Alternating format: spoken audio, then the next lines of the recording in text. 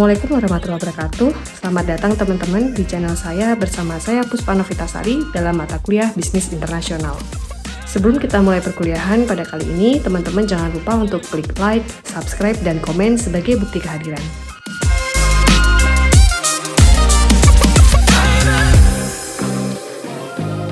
Pada pertemuan kali ini, kita akan membahas aliansi strategis internasional, yang meliputi pengantar aliansi strategis, perusahaan multinasional, sumber keuangan internasional, konsep aliansi strategis, proses pembentukan aliansi strategis, dan tipe aliansi strategis.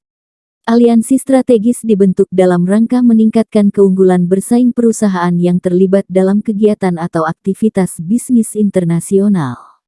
Adanya perjanjian kerjasama secara global untuk mengadakan daerah pasar bebas (AFTA) mendorong banyak pihak eksternal atau yang dalam hal ini adalah multinational corporations untuk berinvestasi ke negara-negara berkembang yang memiliki kelebihan dalam aspek sumber daya manusia dan bahan baku yang mudah didapatkan, seperti pada kawasan Asia Tenggara, khususnya Indonesia.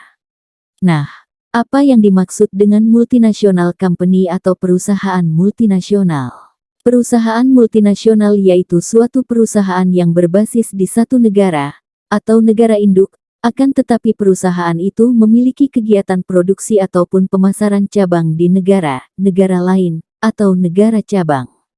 Di beberapa dekade akhir abad ke-20, transformasi pesat dunia industri mengambil bentuknya yang baru.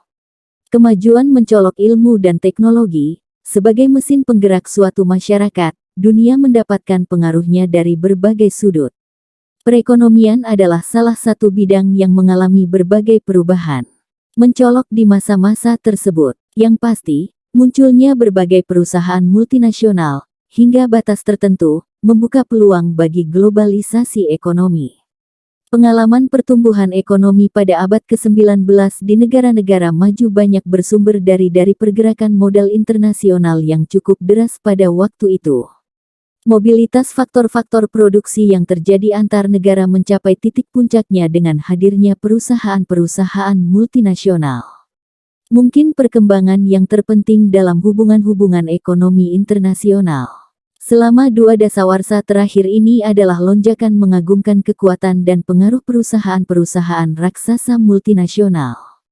Merekalah penyalur utama aneka faktor produksi, mulai dari modal, tenaga kerja dan teknologi produksi, semuanya dalam skala besar-besaran, dari satu negara ke negara lainnya.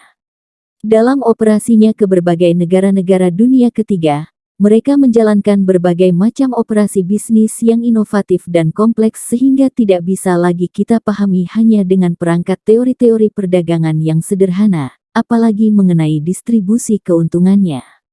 Perusahaan-perusahaan raksasa, seperti Ford, Exxon, Philips, Hitachi, dan Coca-Cola telah sedemikian rupa mendunia dalam operasinya, sehingga kalkulasi atas distribusi keuntungan-keuntungan yang dihasilkan oleh produksi internasional itu, kepada penduduk setempat dan pihak asing, menjadi semakin sulit dilakukan.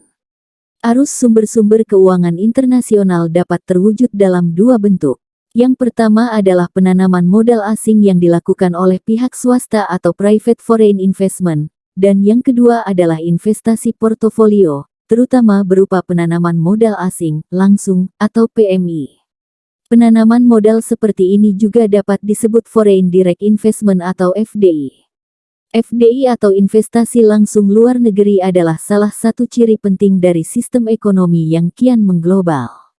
Ia bermula saat sebuah perusahaan dari satu negara menanamkan modalnya dalam jangka panjang ke sebuah perusahaan di negara lain. Dengan cara ini perusahaan yang ada di negara asal, biasa disebut home country, bisa mengendalikan perusahaan yang ada di negara tujuan investasi, biasa disebut host country, baik sebagian atau seluruhnya.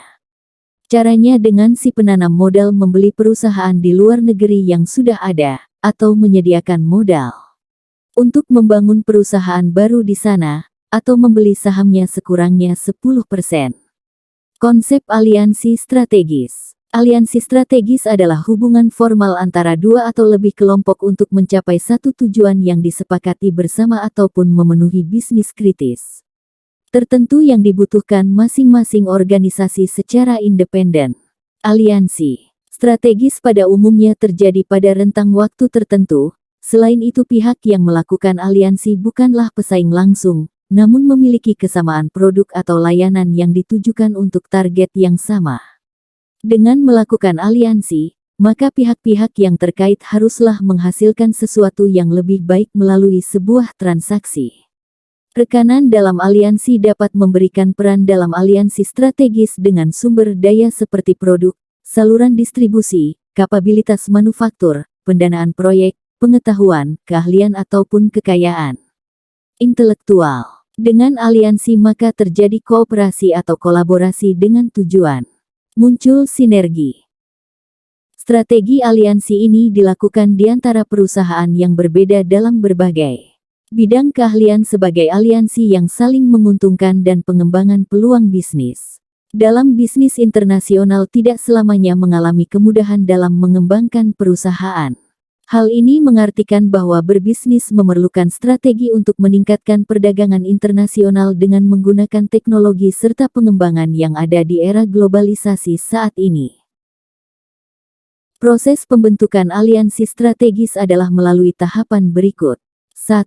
Pengembangan strategi. Pada tahap ini akan dilakukan kajian tentang kelayakan aliansi, sasaran dan rasionalisasi, pemilihan fokus isu yang utama dan menantang, pengembangan sumber daya strategi untuk mendukung produksi, teknologi, dan sumber daya manusia. Pada tahapan ini dilakukan penyesuaian sasaran dengan strategi keseluruhan perusahaan korporasi. 2. Penilaian rekanan.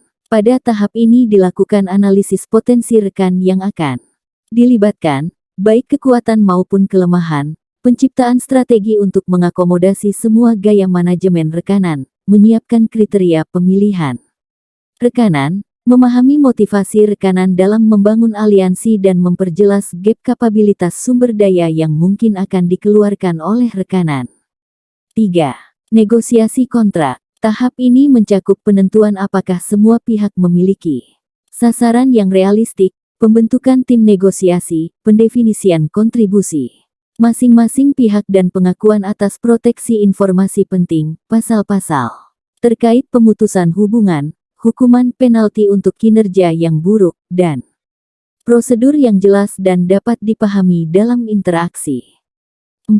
Operasionalisasi aliansi. Operasionalisasi aliansi mencakup penegasan komitmen manajemen senior masing-masing pihak, penentuan sumber daya yang digunakan untuk aliansi, menghubungkan dan menyesuaikan anggaran dan sumber daya dengan prioritas strategis, penegasan kinerja dan hasil dari aktivitas aliansi. 5. Pemutusan aliansi. Aliansi dapat dihentikan dengan syarat-syarat tertentu yang disepakati. Pada umumnya ketika sasaran tidak tercapai, atau ketika partner melakukan perubahan prioritas strategis, atau melakukan realokasi sumber daya ke tempat yang berbeda. Ada 4 tipe aliansi strategi, yaitu joint venture, equity strategic alliance, non-equity strategic alliance, dan global strategic alliances. 1. Joint venture adalah aliansi strategis di mana 2 atau lebih perusahaan menciptakan perusahaan yang independen dan legal untuk saling berbagi sumber daya dan kapabilitas untuk mengembangkan keunggulan bersaing. 2. Equity Strategic Alliance adalah aliansi strategis di mana 2 atau lebih perusahaan memiliki persentase kepemilikan yang dapat berbeda dalam perusahaan yang dibentuk bersama namun mengkombinasikan semua sumber daya dan kapabilitas untuk mengembangkan keunggulan bersaing. 3. Non-equity strategic alliance adalah aliansi strategis di mana 2 atau lebih perusahaan memiliki hubungan kontraktual untuk menggunakan sebagian sumber daya dan kapabilitas unik untuk mengembangkan keunggulan bersaing. 4. Global Strategic Alliances adalah kerjasama secara partnerships antara 2 atau lebih perusahaan lintas negara dan lintas industri. Terkadang aliansi ini dibentuk antara korporasi atau beberapa korporasi dengan pemerintah asing. Nah, demikian pembahasan pada perkuliahan kita kali ini. Semoga menambah wawasan dan pengetahuan teman-teman semua. Kita ketemu lagi di lain kesempatan. Terima kasih. Assalamualaikum warahmatullahi wabarakatuh.